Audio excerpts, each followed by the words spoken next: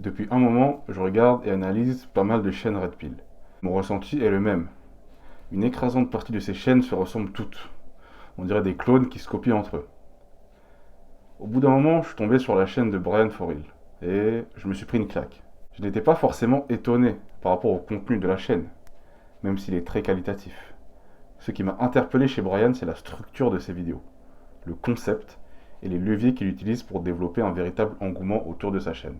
J'ai donc décidé de faire une vidéo d'analyse sur lui. À la fin de cette vidéo, vous allez comprendre pourquoi il est le seul youtubeur Red Pill à avoir un nombre d'abonnés conséquent avec un nombre de vidéos publiées relativement faible. Commençons tout de suite avec le premier levier que Brian utilise. La confiance absolue. Quand Brian te parle, il incarne son message. Et ça fait la différence. Peu importe ce qu'il va te dire, le fait qu'il ne ressente pas ne serait-ce qu'un zeste de doute va apporter une crédibilité énorme à son propos. Quand il te parle, il ne te dit pas je crois, je sais pas, je suis pas sûr, non, peut-être, non. Quand il te parle, il te regarde droit dans les yeux et il te dit fièrement ce qu'il a à te dire. Par moments, il me fait penser à Donald Trump, car l'ancien président des États-Unis pouvait lâcher la plus grosse connerie du monde, mais il n'allait laisser aucune place pour le doute quand il était en train de dire sa bêtise. Il incarne une telle confiance dans son propos qu'il arrive à fédérer des millions de personnes. Donald Trump raconte beaucoup plus de conneries que Brian. Je l'ai choisi uniquement pour l'exemple. Demain, je suis persuadé que Brian peut créer une autre chaîne YouTube et te sortir une vidéo où il te dit que la Red Pill c'est complètement inutile, et ça fonctionnera. Car il a une certaine façon d'amener son propos et d'expliquer son propos.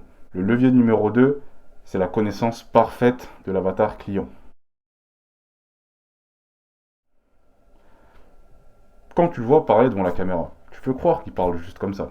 Mais la réalité, c'est que derrière des paroles qui paraissent si simples, il y a un énorme travail de recherche qui est effectué.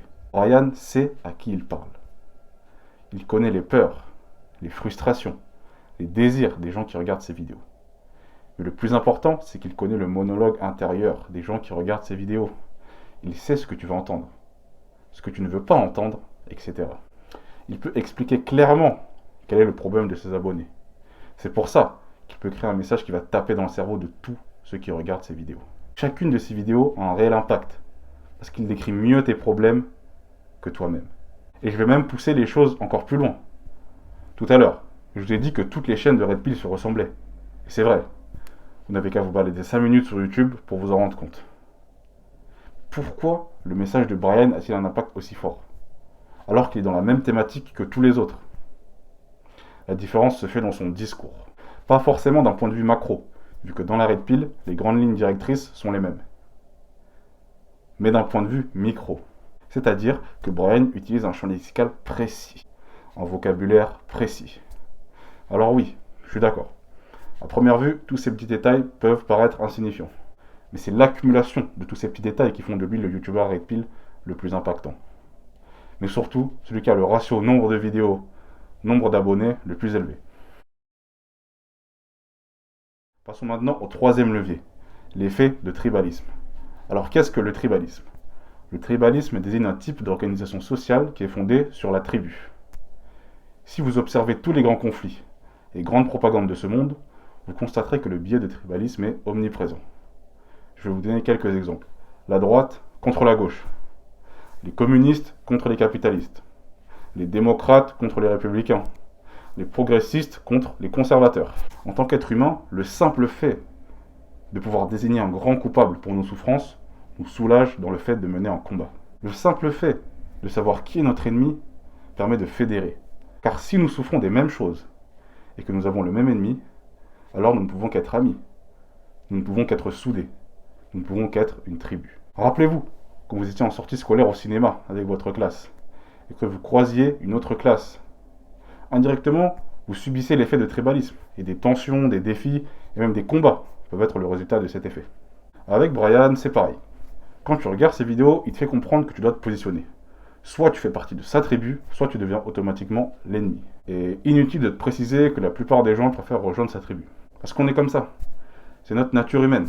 C'est notre nature humaine qui nous pousse à faire partie d'une tribu. Car nous ne voulons pas subir le rejet. Dans la plupart des messages de Brian, c'est nous contre eux. La plupart des gens qui veulent fédérer autour d'un message font une erreur fatale. Ils essaient de faire un message générique qui plaît un peu à tout le monde. en espérant que comme ce message va toucher plus de monde, eh bien il aura un impact plus gros. Alors que c'est faux. Le meilleur moyen de fédérer autour d'un message est d'avoir une opinion tranchée et assumée sur un sujet. Et c'est encore mieux si vous avez un avis qui n'est pas en accord avec la pensée dominante. Car oui, vous allez vous mettre une grande partie des joueurs à dos. Mais le petit échantillon des gens qui resteront vous aimeront pour votre authenticité et deviendront de vrais supporters. Passons maintenant au dernier levier, le biais de négativité. Le biais de négativité est un phénomène qui fait que les individus sont davantage marqués par les expériences négatives que par les positives. Je vais te la refaire en français, c'est simple. Ton cerveau retient plus les informations négatives que positives. A votre avis, pourquoi quand vous allumez la télé et que vous regardez les informations, vous voyez toujours les mêmes mots? Choc, crise, faillite, danger, scandale, maladie, etc. Eh bien parce que les médias savent qu'en utilisant ce champ lexical de la peur, votre esprit va retenir les informations. Dans ces vidéos, Brian a toujours quelque chose à critiquer. Que ce soit une façon d'être, une façon de penser. Le fait qu'il exprime des opinions négatives à répétition fait que ce qu'il dit reste frais dans notre esprit. Et c'est pour cette raison que tu te rappelles de lui. Tout cela pour vous dire que toutes les informations sont devant vous. Il vous suffit juste d'analyser la situation avec un autre œil pour s'en rendre compte. Si cette courte analyse sur Brian t'a plu, n'hésite pas à me le faire savoir en commentaire pour que je puisse faire des vidéos plus longues. Qui sait, peut-être que Brian tomberait sur cette vidéo. Pour ceux que ça intéresse, je vous ai mis le lien de sa chaîne en description. Pour les plus sérieux d'entre vous, je vous propose de rejoindre gratuitement le clan Outsider. Le clan Outsider, c'est un mail que je vous envoie tous les 2 jours où je vous révèle les process, les méthodes un peu louches et les vices que j'utilise pour développer agressivement mes business en ligne. Le premier mail que tu vas recevoir risque de te surprendre. Et plusieurs personnes m'ont insulté quand ils l'ont reçu. Mais avant que tu m'insultes à ton tour, je te conseille de lire jusqu'au bout. C'est totalement gratuit, tu as juste à cliquer dans le premier lien en description. En espérant que cette vidéo vous a plu, c'était Tyrone. Ciao.